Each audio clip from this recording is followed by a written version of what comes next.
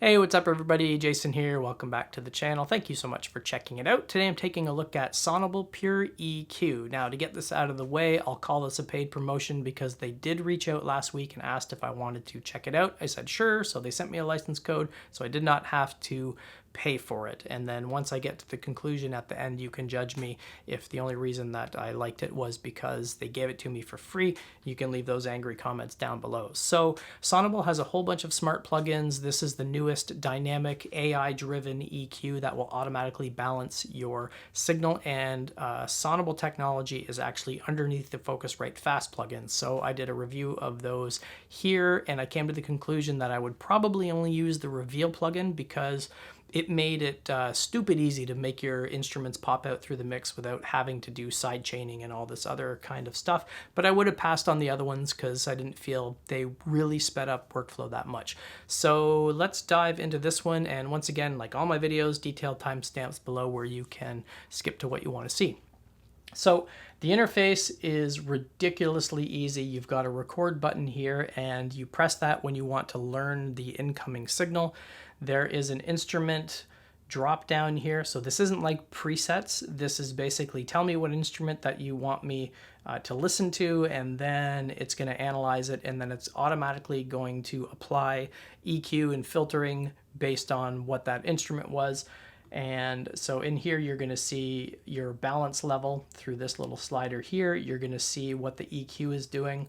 So there's 3 different styles. You can switch between neutral, bright, and warm. The balance adjusts basically how much gumption it's applying. So how much EQing is it actually doing? And you'll see that once I get into the demo. You can think of it as EQ strength, I guess, if you really wanted to. And dynamic is basically how fast is it adjusting to the signal in real time. Now the other cool thing here is you've got a frequency range at the bottom. So if you can decide to only apply the algorithm to a specific frequency range, which is actually pretty cool. So for this test, I'm actually going to just leave it wide open, and I'm going to over magnify all of these settings so you can kind of hear what it's doing. So let's get into, first of all, looking at, let me make sure that I've just got my drums enabled here. This is the EQ curve that I used when I did my drum bus in the first place. So let me just disable that, and then I'm going to play the drums first.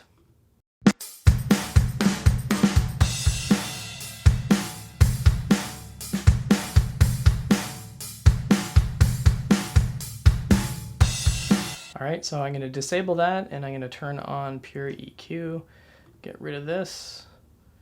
Just make sure this is my drum bus here. Turn this on. I'm going to pick drum set from here, hit the record button.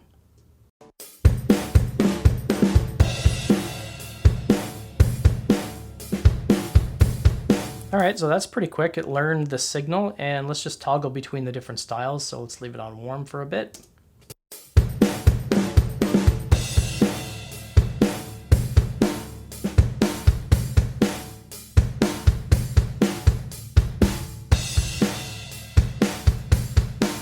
So pretty big difference between them. In the room, I don't notice a huge difference between the Weiss plugin and this one, but what I would say is this got to basically the same result 1,000,000 times faster than with the Weiss one. So actually that's pretty cool.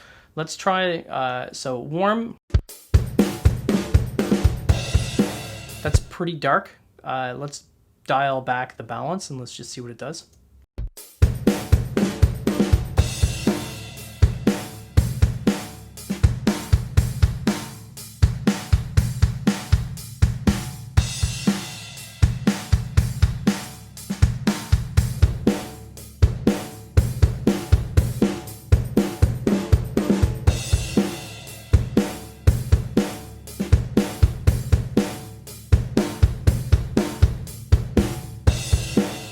So honestly, I can't really notice or tell what the dynamic is doing. That's supposed to just analyze it faster. It's speed, from what I could tell from the manual, but I can't really hear much of a difference between it, but the balance does a huge adjustment. So the other cool thing is the frequency bypass. So if I've got this bypassed,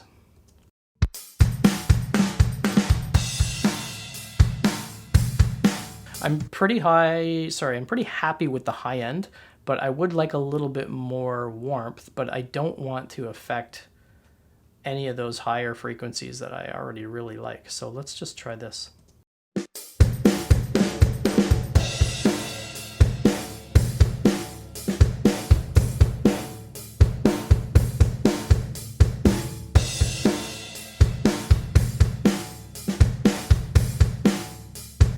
Okay, this is cool. It would have taken, well, actually, it did take that long to do with this original plugin. I usually start with a preset that I had before, and then I kind of go in and I tweak these, and then I play it in the full mix and tweak it again. But holy cow, that was fast.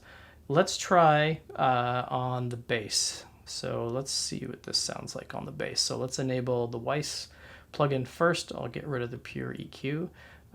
This is the curve that I had set for my bass guitar.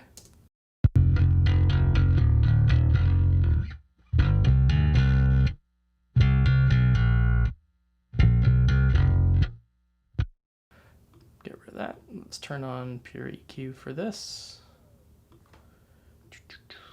Hit record, pick bass. Oops, helps if you turn the plugin on.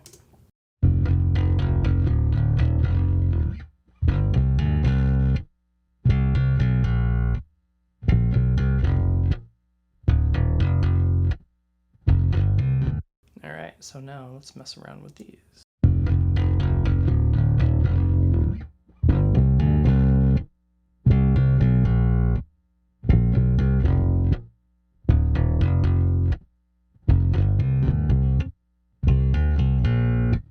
So I'm pretty happy actually with the higher frequencies on this one too. Let's do this.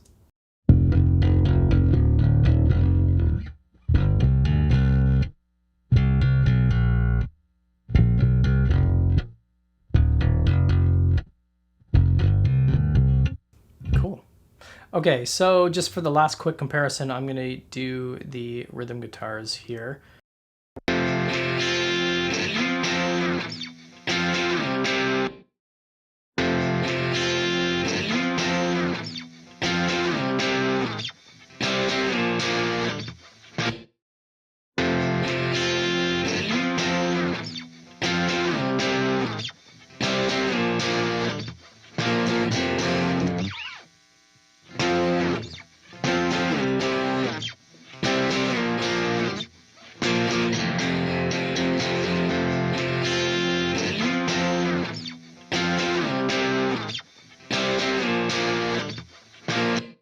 All right, so I'm going to try this on the music bus right now. So this depends on your workflow, but for me, I don't tend to do a lot of tinkering on individual instruments and tracks. I tend to do my EQ together to make sure everything kind of fits together. So I'll usually start with a preset that's kind of close enough to what I want, but I do the final tweaking once I get to this end stage here. So let's loop this beast.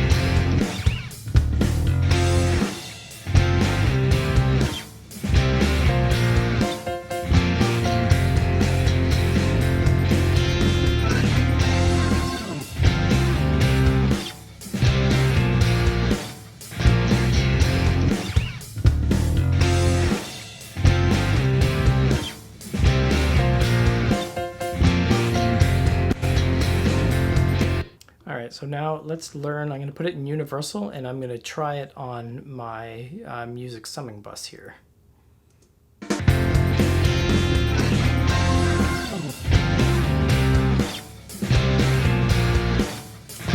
Okay, so that learned pretty quick.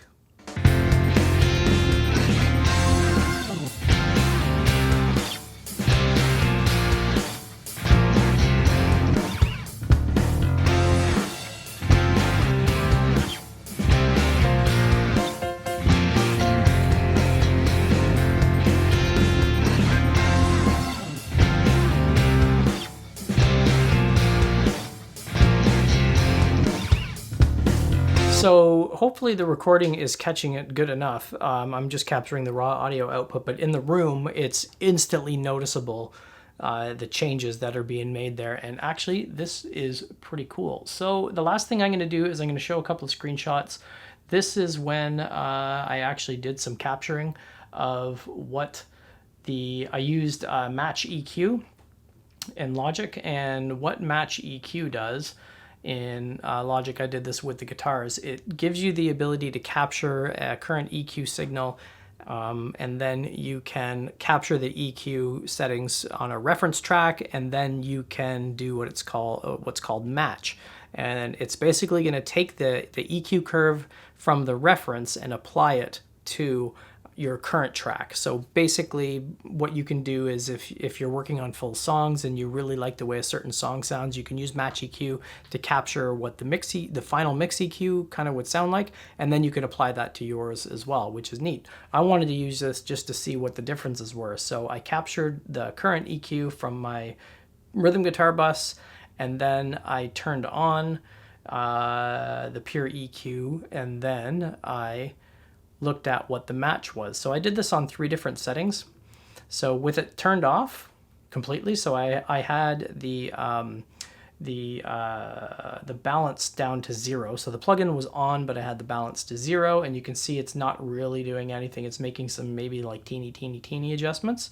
And then on bright, this is what it looked like on bright. And then on warm. So you can see what it's actually doing. It's doing more of a bump in the low end here, kind of all the way down, and lower in the frequency range too. You can see between 50 and 100 on the warm setting. It's actually raising it a lot more, and it's raising it actually quite a bit from 50 all the way through to, yeah, pretty much 350.